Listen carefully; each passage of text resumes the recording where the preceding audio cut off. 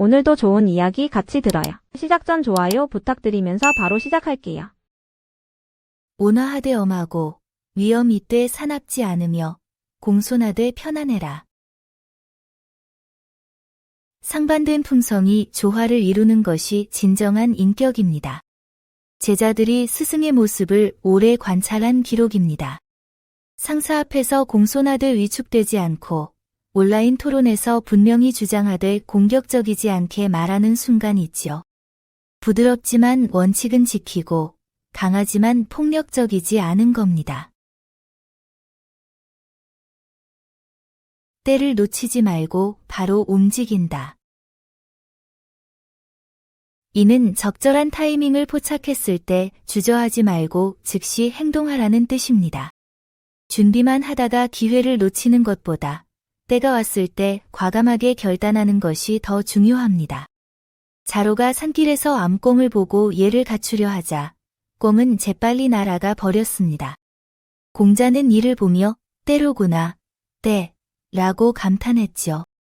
마음에 드는 물건이 세일 중인데 조금 더 고민해볼까 하다가 품절되는 순간이 있죠. 좋은 기회가 왔을 때 다음에 또 오겠지 하고 미루다가 영영 놓쳐버리는 겁니다. 망설임이 길어질수록 기회는 멀어집니다. 일의 의미를 찾으면 돈은 따라온다. 진정한 전문가는 단순히 돈을 벌기 위해 일하지 않습니다. 자신이 추구하는 가치와 전문성을 키우는 데 집중하면 보상은 자연스럽게 따라옵니다. 공자가 제자들에게 삶의 목적을 바로 세우라고 가르친 말입니다. 농사를 지어도 흉년에는 굶을 수 있지만 학문과 덕을 쌓으면 자연히 대우가 따른다고 했습니다. 회사에서 월급 받으려고 다녀 라고 생각하며 버티는 것과 이 분야 전문가가 되자 며 배우고 성장하는 것은 5년 후 완전히 다른 결과를 만들죠. 돈만 쫓으면 지치지만 의미를 찾으면 돈도 실력도 따라옵니다. 젊은이는 무섭다. 지금보다 못하리란 법 없다. 젊다는 것은 배우고 성장할 시간이 무한하다는 뜻입니다. 나이나 경험만으로 누군가를 판단하는 것은 그들의 가능성을 무시하는 것과 같습니다. 공자는 제자들에게 후배와 젊은이를 존중하라고 가르쳤습니다. 회의에서 막내 직원이 의견을 내는데 경험도 없는 애가 뭘 안다고 생각하며 무시하려는 순간이 있죠. 하지만 지금의 신입이 10년 후엔 업계를 이끌 사람일 수 있습니다. 옛것을 전하되 함부로 만들지 않는다. 공자는 스스로를 창작자가 아닌 전달자로 여겼습니다. 검증된 지혜를 신중히 전하되 근거 없는 것을 함부로 만들거나 퍼뜨리지 않는 태도입니다. 이는 공자가 자신을 은나라 현자 노팽에 비유하며 겸손을 표현한 말입니다. 누군가에게 들은 이야기를 다른 사람에게 전하려는 순간이 있죠. 확실한가? 하고 스스로 묻게 됩니다. 사실 확인 없이 전했다가 나중에 거짓으로 밝혀지면 민망해지니까요. 부모가 3년 키운 은혜를 잊지 마라. 제아에게 3년상의 근거를 밝힌 말입니다. 부모가 3년간 돌본 은혜에 대한 보답이라는 뜻입니다. 요즘은 장례를 간소히 치르지만 돌아가신 부모님을 추억하며 감사를 표현하는 마음은 여전히 소중합니다. 부모님 전화가 왔는데 또 뭐야 하며 귀찮아하는 순간이 있죠. 하지만 어릴 때 우리를 키우느라 얼마나 많은 시간을 쏟았는지 생각해보면 몇 분 통화는 아무것도 아닙니다. 반찬이 밥을 이기면 안 된다. 음식에는 균형이 중요합니다. 반찬이 아무리 맛있어도 주식을 압도하면 안 되고 술은 취하지 않을 만큼만 마셔야 합니다.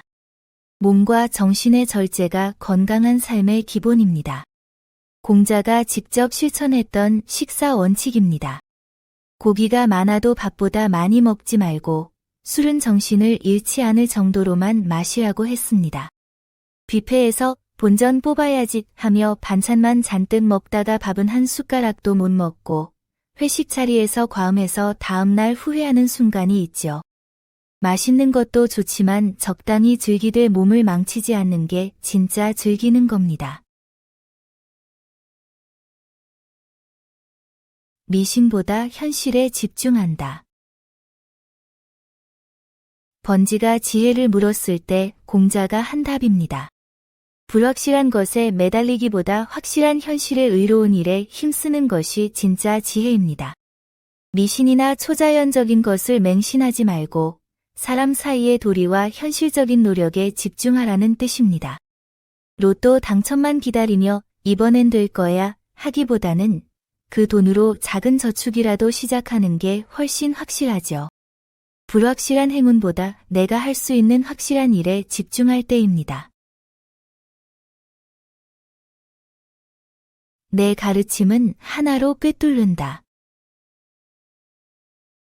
공자가 제자 증삼에게 한 말로 증자는 이를 충서, 즉 자신에게 진실하고 남을 나처럼 대하는 것이라 풀이했습니다. 복잡해 보여도 핵심 원리는 하나입니다. 누군가를 평가할 때 내가 저 입장이라면 어떨까 먼저 생각해보는 순간이 있죠. 내가 싫은 건 남도 싫고 내가 좋은 건 남도 좋습니다. 이 하나만 기억하면 됩니다. 용기 없는 정의는 무력하고 정의 없는 용기는 폭력이다. 진정한 용기는 정의를 바탕으로 할 때 의미가 있다는 가르침입니다. 힘만 앞세우면 혼란을 일으키고 정의 없이 강한 것은 결국 해악이 됩니다. 제자 자로가 용기의 중요성을 물었을 때 공자는 정의가 없는 용기는 위험하다고 경고했습니다. 부당한 상황을 목격했을 때 말해야 하나, 그냥 넘어갈까 고민하는 순간이 있죠. 용기 내어 말하되 그것이 정말 옳은 일인지 먼저 생각해야 합니다. 바르게 행동하면 오해받는다. 원칙대로 예의를 지키면 오히려 아첨으로 오해받을 때가 있습니다. 공자 시대는 예법이 무너져 대부분 신하가 무례하게 굴던 때였습니다. 그래서 제대로 예를 갖추면 도리어 비위를 맞춘다고 곡해받았죠. 올바른 행동이 때로는 의심받을 수 있다는 현실을 보여줍니다. 마트에서 긴 줄이 있는데 옆 계산대가 비어있죠. 다들 새치기 하듯 옮겨가는데 나만 원래 줄에 서 있으면 융통성 없다, 눈치 없다는 시선을 받습니다. 규칙을 지키는 사람이 오히려 이상하게 보이는 순간, 하지만 그래도 바른 길을 가는 게 결국 옳습니다. 단계별로 이끌고 지식과 실천을 함께 가르친다. 안연이 공자의 가르침을 칭찬한 말입니다.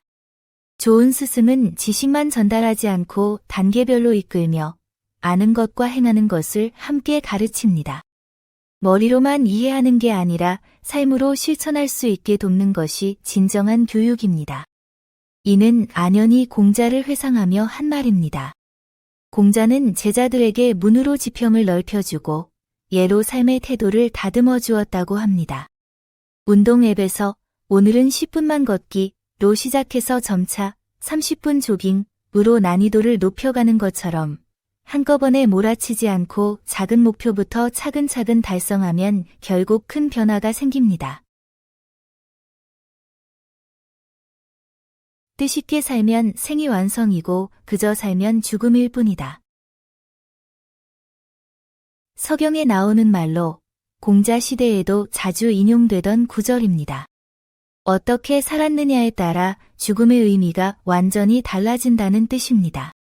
의미 있는 삶을 산 사람의 죽음은 완성이고 그저 하루하루 흘려보낸 삶의 끝은 소멸일 뿐입니다. 나중에 시간 나면 해야지 하면서 하고 싶었던 것들을 미루다가 어느새 나이 들어버린 자신을 발견하는 순간이 있습니다. 반대로 매일 조금씩이라도 의미 있는 일을 하며 산다면 돌아볼 때 후회가 아닌 보람이 남을 겁니다. 리더가 모범을 보이면 따르는 사람도 진심을 낸다. 리더가 예에 바르고 공정하며 약속을 지키면 아랫사람들이 강요 없이도 자발적으로 존중하고 따르게 됩니다. 이는 제자 번지가 농사법을 배우려 할 때 공자가 더 높은 차원의 리더십을 강조하며 한 말입니다. 아파트 관리비 고지서에 쓰레기 무단 투기 금지라고 몇 번을 써붙여도 안 지켜지죠. 그런데 동대표나 층장이 먼저 분리수거를 깨끗하게 하고 쓰레기를 제때 버리는 모습을 보이면 다른 주민들도 나도 저렇게 해야지 하며 자연스럽게 따라하게 될 겁니다. 이길 수 있어도 참는다. 충분한 힘이 있어도 함부로 쓰지 않는 것이 진정한 덕입니다. 절제는 나약함이 아니라 더 큰 성숙함을 보여줍니다. 이는 주나라 문왕이 천하의 3분의 1을 차지하고도 은나라를 섬기며 명분을 지킨 겸손함을 칭찬한 말입니다. SNS에서 누군가 잘못된 주장을 하는 걸 봤을 때 입력창에 반박을 적다가 지우는 순간이 있죠. 이길 수 있는 논쟁이지만 굳이 싸울 필요가 없다고 판단하는 겁니다. 그게 더 어른스러운 태도일 때가 있습니다.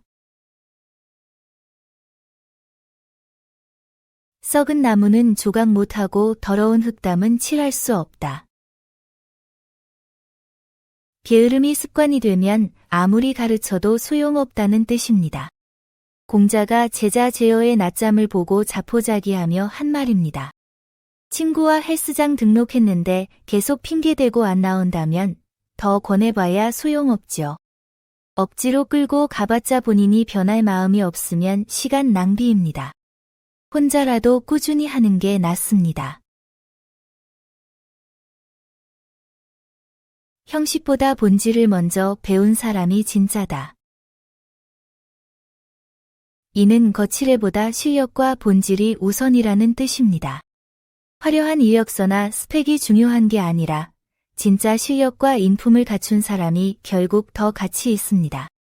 옛사람들은 예학의 정신을 먼저 익히고 나중에 벼슬에 올랐지만 지금 사람들은 자리부터 차지하고 형식만 배운다고 공자는 지적했습니다.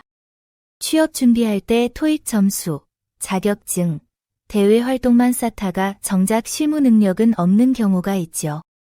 면접에서는 화려해 보이지만 막상 일을 시키면 기본기가 없는 겁니다.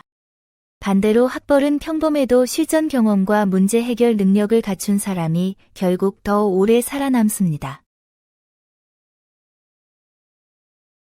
원칙은 지키되 융통성을 발휘한다.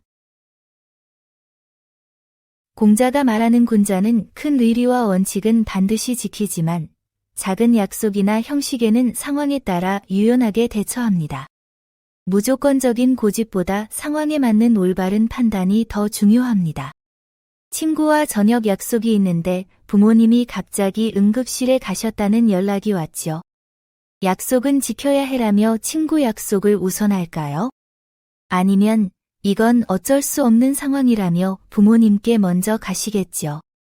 작은 약속보다 더 큰 의리를 선택하는 게 진짜 원칙입니다. 문제가 생기면 나부터 돌아본다. 모든 문제의 출발점은 자기 자신입니다. 훌륭한 사람은 잘못이 생기면 먼저 자신을 반성하지만 그렇지 못한 사람은 남 탓만 합니다. 내가 바뀌면 세상도 달라 보입니다. 이는 문제가 생겼을 때의 태도 차이를 말한 것입니다. 공자는 군자와 소인을 이렇게 구분했습니다. 가족이나 친구와 다투고 나서 저 사람이 먼저 그랬어. 내가 뭘 잘못했어? 라고만 생각하는 순간이 있죠. 하지만 조금만 시간이 지나면 내가 그때 그렇게 말하지 않았다면 내가 먼저 사과할 걸 이라는 생각이 듭니다. 상대방 잘못을 세는 대신 내 말투, 내 태도를 먼저 돌아보는 사람이 관계를 지킬 수 있습니다. 좋은 마음도 배움 없으면 독이 된다. 이 가르침은 공자가 열혈 제자 자로에게 유건유패를 설명하며 한 말입니다. 인자함, 지혜, 신혜, 정직, 용기, 강직함 같은 훌륭한 덕목도 학문과 성찰 없이는 오히려 어리석음, 방종, 해로움, 편협함, 혼란, 광기로 변질된다는 것입니다.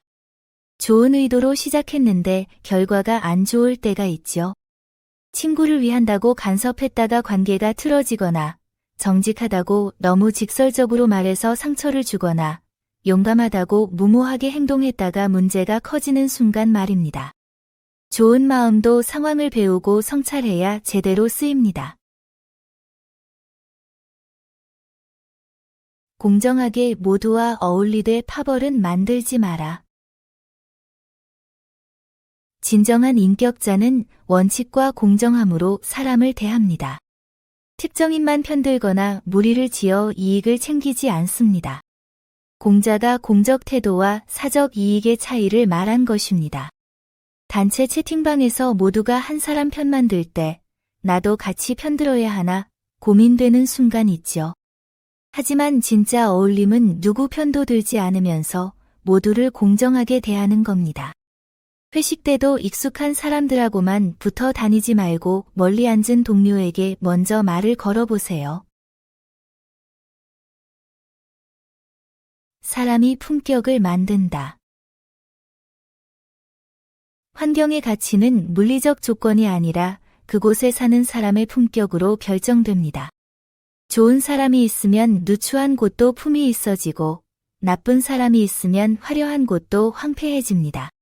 공자가 변방으로 가려 하자 제자들이 누추하다고 걱정했을 때 한 말입니다.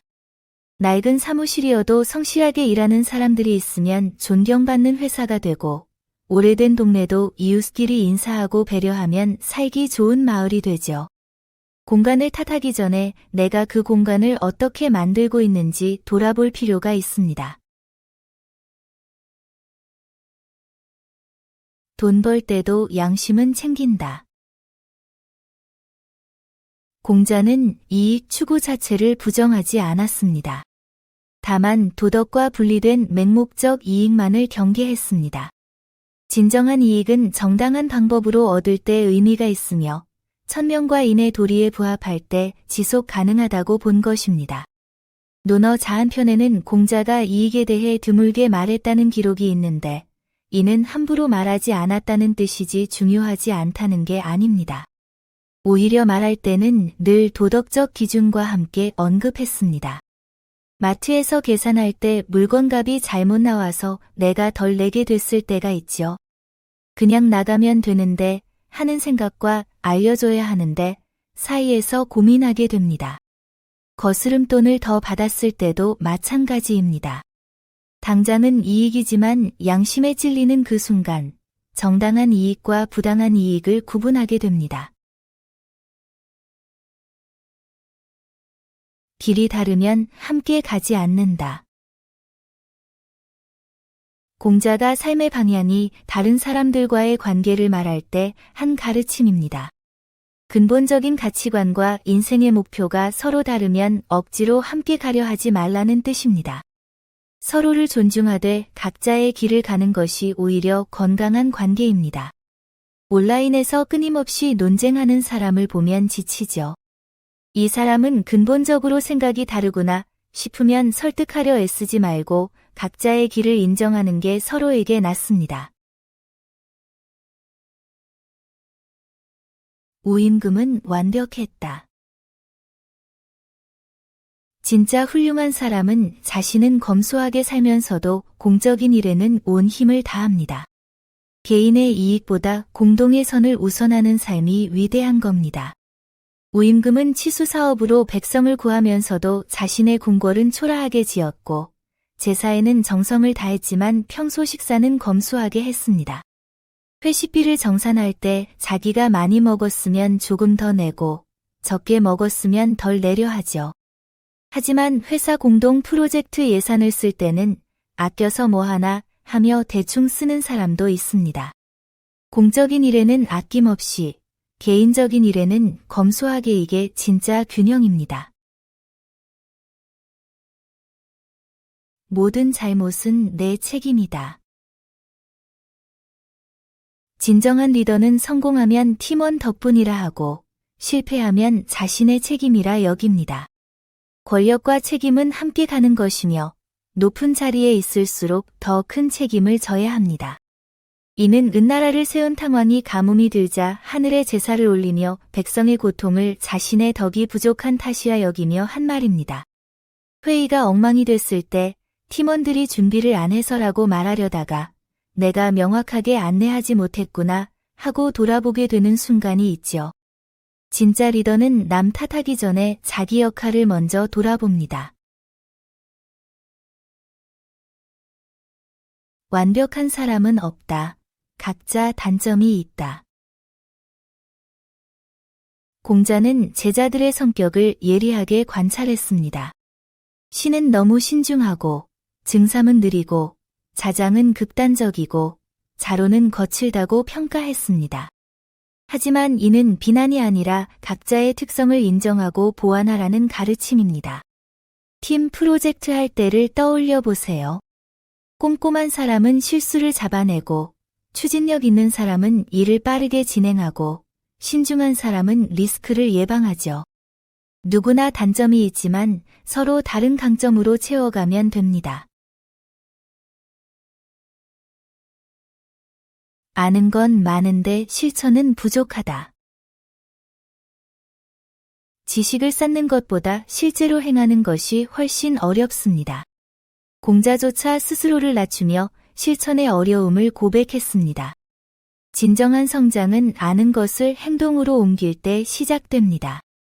공자가 제자들에게 자신의 학문은 남들만 하지만 군자답게 실천하는 것은 아직 이루지 못했다며 겸손하게 말한 구절입니다. 건강검진 받아야 한다는 건 알죠? 운동해야 한다는 것도 압니다. 부모님께 자주 연락드려야 하는 것도 알고요. 하지만 실제로 하고 있나요? 아는 것과 하는 것 사이의 거리가 가장 먼 법입니다. 진짜 단단함은 흔들리지 않는다. 진정한 원칙은 어떤 환경에서도 변하지 않습니다. 단단한 것은 아무리 갈아도 얇아지지 않고 흰 것은 아무리 물들여도 검어지지 않듯 자신의 신념이 확고하면 외부 압력에 흔들리지 않습니다. 주변이 아무리 변해도 중심을 지키는 힘이 진짜 강함입니다. 제자 자로가 반란자의 초청을 거절하라고 했을 때 공자는 자신의 원칙이 견고하다면 어떤 상황에서도 타협하지 않을 것이라며 이렇게 말했습니다. 단체 채팅방에서 모두가 특정 의견에 동조할 때 나만 다르게 생각하나 싶어서 그냥 따라가려는 순간이 있죠. SNS에서 논란이 되는 이슈를 보면서 내 생각은 다른데 말하면 욕먹으려나 고민되기도 합니다. 하지만 진짜 단단함은 분위기에 휩쓸리지 않고 자기 생각을 지키는 겁니다. 문제 해결보다 문제 예방이 진짜 실력이다. 분쟁이 터진 뒤 재판하는 것보다 미리 도리를 가르쳐 다툼 자체가 일어나지 않게 하는 것이 진정한 리더십입니다. 공자가 강조한 통치의 본질입니다. 가족과 다퉜을 때 말싸움으로 이기려 하기보다 평소 대화로 서로를 이해하면 다툼이 줄어들죠. 회사에서도 문제가 터진 뒤 회의하기보다 미리 소통하면 갈등을 막을 수 있습니다. 막혔을 때 배우느냐가 인생을 가른다. 배움의 태도가 사람을 결정합니다. 타고난 재능보다 중요한 건 어려움 앞에서 배우려는 자세입니다. 모르는 것을 인정하고 배우는 사람이 결국 앞서갑니다. 공자는 사람을 4등급으로 나눴습니다. 태어나면서 아는 사람이 최고지만 배워서 아는 사람도 훌륭하고 어려움에 부딪혀서야 배우는 사람은 그보다 못하며 막혀도 배우지 않는 사람이 가장 못난다고 했습니다. 설명서를 읽지 않고 기계를 만지다가 고장 내는 순간이 있지요. 매뉴얼 보면 되는데 라고 주변에서 말해도 나는 감으로 해 라며 버티다가 결국 더 큰 문제를 만듭니다. 모르면 물어보거나 찾아보면 5분이면 해결될 일을 자존심 때문에 며칠을 허비하게 됩니다. 진심 없으면 예의도 음악도 무슨 소용인가. 아무리 형식을 갖춰도 진심이 없으면 빈 껍데기일 뿐입니다. 공자가 예와 악이 모두 인덕에서 나온다는 것을 가르치는 말입니다. 매너 교육을 받아도 동료를 배려하는 마음이 없다면 그저 위선이죠. 선물 포장을 예쁘게 해도 진심이 담기지 않으면 상대방은 느낍니다. 형식보다 마음이 먼저입니다. 원칙도 지키고 삶도 즐긴다. 이는 군자가 갖춰야 할 4가지 삶의 태도를 말합니다. 먼저 옳은 방향을 설정하고 도덕적 원칙을 굳게 지키며 타인에 대한 배려를 바탕으로 삼되 예술과 교양으로 삶을 풍요롭게 만들라는 뜻입니다. 공자는 제자들에게 단순히 규칙만 따르는 삶이 아니라 음악과 예술을 즐기며 살아가는 균형 잡힌 삶을 강조했습니다. 규칙만 따지다가 사람들과 멀어지거나 재미만 쫓다가 중요한 걸 놓치는 순간이 있죠. 직장에서 원칙만 고집하다 동료들과 어색해지거나 취미만 좇다가 책임을 소홀히 하는 경우처럼요. 원칙도 지키고 삶도 즐기는 균형이 필요합니다. 관찰하고 신중하게 움직인다. 이는 상황을 제대로 파악한 후 행동하라는 뜻입니다. 무작정 뛰어들지 말고 주변을 살피고 타이밍을 재고 그 다음에 움직이는 것이 진짜 지혜입니다. 공자는 꽁이 위험을 감지하면 날아올랐다가 빙빙 돌며 안전을 확인한 후 내려앉는 모습을 보고 이 말을 했습니다. 이직을 고민할 때 일단 그만두고 보자가 아니라 새 직장의 분위기와 조건을 충분히 알아본 후 결정하는 순간이 있죠. 투자할 때도 소문만 듣고 바로 사는 게 아니라 시장을 분석하고 리스크를 따져본 후 움직이는 겁니다. 급할수록 한 템포 늦추는 게 실수를 줄입니다. 젊은이가 무섭다. 미래엔 우릴 넘는다. 공자가 후학을 대할 때 강조한 겸손의 자세입니다. 나이나 경력이 적다고 무시하면 안 됩니다. 지금은 어설퍼 보여도 시간이 지나면 우리를 뛰어넘을 수 있으니까요. 이 말은 제자들에게 후배를 존중하라는 가르침으로 전해집니다. 동호회에 새로 들어온 사람이 서툴러 보여도 저 사람은 안 되라고 단정 짓지 않으시죠? 몇 달 뒤 그 사람이 당신보다 훨씬 잘하고 있을 겁니다. 지금의 실력으로 미래를 판단하지 마세요. 화를 남에게 옮기지 말고 같은 실수 2번 하지 마라. 화가 나도 엉뚱한 사람에게 풀지 않고 과거의 실수를 반복하지 않는 것이 진정한 배움의 자세입니다. 노나라 애공이 누가 학문을 좋아하냐 묻자 공자가 아내를 칭찬하며 한 말입니다. 직장에서 스트레스 받았다고 집에 와서 가족에게 화풀이 하는 순간 있죠. 지난번 약속 까먹어서 미안했으면 이번엔 미리 알람 맞춰두는 겁니다. 실력이 뛰어나도 교만하고 인색하면 끝이다. 공자가 가장 존경한 주공을 예로 들며 한 말입니다. 아무리 훌륭한 재능이 있어도 거만하게 굴고 자기만 챙기면 그 사람의 다른 장점은 아무 의미가 없다는 뜻입니다. 재능보다 중요한 것은 겸손과 너그러움입니다.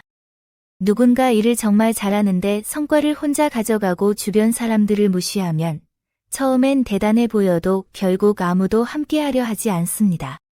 실력은 인정받지만 사람은 외면당하는 겁니다. 배부르게가 아니라 적당하게 먹는다. 음식을 많이 먹는 것보다 적절한 양으로 절제하는 것이 건강의 기본입니다.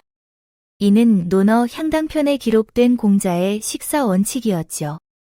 뷔페에서 본전 뽑아야지 하며 배가 터질 것처럼 먹다가 나중에 후회하는 순간이 있죠. 눈이 배보다 크면 결국 몸이 고생합니다. 진짜 사람은 아첨으론 못 기쁘게 하지만 재능은 알아본다. 이는 군자와 소인의 차이를 말한 것입니다. 군자는 옳은 방법이 아니면 결코 만족하지 않지만 사람을 쓸 때는 각자의 재능에 맞게 배치합니다.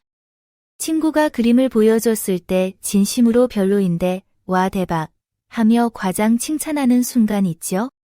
그 친구가 진짜 성장하길 바란다면 솔직하게 이 부분은 좋은데 여기는 조금 아쉬운데 라고 말해주는 게 맞습니다. 관계는 아첨이 아니라 진심과 존중으로 이어집니다. 진짜 위엄은 겉모습이 아니라 내면에서 나온다. 공자가 제자 자장에게 리더의 위엄에 대해 가르칠 때 한 말입니다. 진정한 위엄은 억지로 권위를 세우거나 사나운 태도에서 나오는 게 아니라 단정한 겉모습과 경건한 내면의 조화에서 자연스럽게 우러나옵니다. 이는 공자가 강조한 내면의 수양이 겉으로 드러난다 는 철학과 연결됩니다. 중요한 자리에 나갈 때 옷매무새만 신경 쓰다가 정작 말과 태도가 오만하면 사람들은 거리를 두죠. 반대로 겉모습은 평범해도 진중하고 겸손한 태도를 유지하면 자연스럽게 존중받게 됩니다. 위엄은 과시가 아니라 일관된 품격에서 나옵니다. 큰 소리 칠수록 실천은 멀어진다. 공자가 쉽게 약속하고 큰 소리 치는 사람들을 경계하며 한 말입니다. 말을 함부로 하면 스스로를 압박하게 되고 결국 실천하기 더 어려워집니다. 그래서 말은 신중하게, 약속은 지킬 수 있는 범위에서 해야 합니다. 내년엔 꼭 금연할 거야. 이번엔 진짜 다이어트 성공한다. 해마다 새해 결심을 외치지만 작심삼일로 끝난 경험 다들 있으시죠? 작은 목표부터 차근차근 지켜나가는 게 결국 성공 확률을 높입니다. 먹고 자기만 하면 삶이 무너진다. 공자가 경고한 것은 무기력한 일상의 위험성입니다. 하루 종일 배만 채우고 머리는 쓰지 않으면 사람은 점점 무기력해지고 삶의 의미를 잃습니다. 차라리 바둑이나 장기라도 두며 정신을 쓰는 게 낫다는 것이죠. 주말마다 침대에서 배달음식 시켜 먹고 영상만 보다가 일요일 밤이 되면 또 아무것도 안 했네 하며 허무해지는 순간 있죠. 몸을 움직이든 책 한 권을 읽든 뭐라도 해보면 훨씬 만족스러울 겁니다. 리더가 배우면 사람을 아끼고 사람들이 배우면 조화롭다.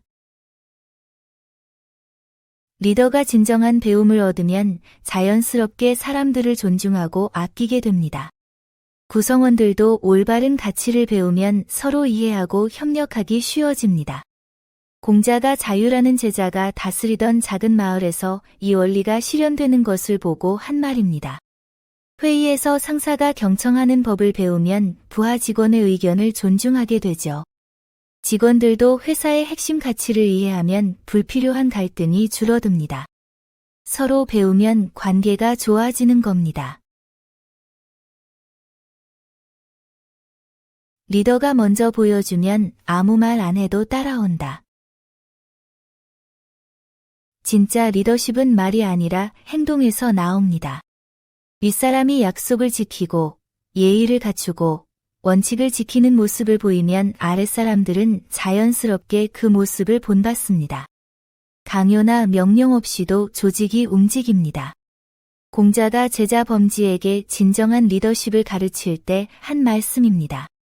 팀장이 매일 지각하면서 너희는 지각하지 마 라고 하는 모습 본 적 있죠? 아무도 안 따릅니다.